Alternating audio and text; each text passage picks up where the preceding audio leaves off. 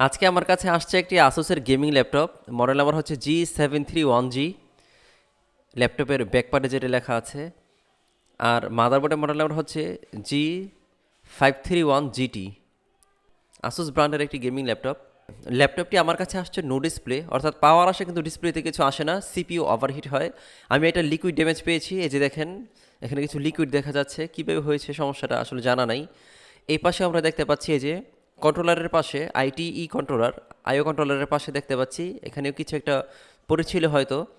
এগুলো ক্লিন করে অথবা চেঞ্জ করে করতে হবে হয়তো, আমি একটু কাজ করে দেখি। আমার এটা অবশ্য করতে আমার মাইক্রোস্কোপ লাগবে। মাইক্রোস্কোপের কাজ অবশ্য আমি দেখাতে পারবো না, কারণ আমি একা একা ভিডিও করছি তো ওইভাবে দেখানো সম্ভব না। আফটার ক্লিন কেমন হয়, ডিসপ্লে আসে কিনা তাই আমি দেখাচ্ছি। লিকুইড ক্লিন করার পর কেমন হয়েছে দেখেন, একদম ক্লিয়ার হয়ে গেছে কিন্তু এখানে আর কোনো সমস্যা নেই। পাসগুলো মেপে দেখা হয়েছে, সবগুলো রেজিস্টার ভালো আছে।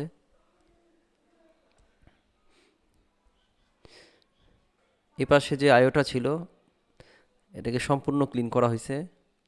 কিছু রেজিস্টার ময়লা আছে, বাট আমি এগুলো মেপে দেখেছি, এগুলো সবগুলো ভালো। আর দুইটা রেজিস্টার আমার চেঞ্জ করতে হয়েছে।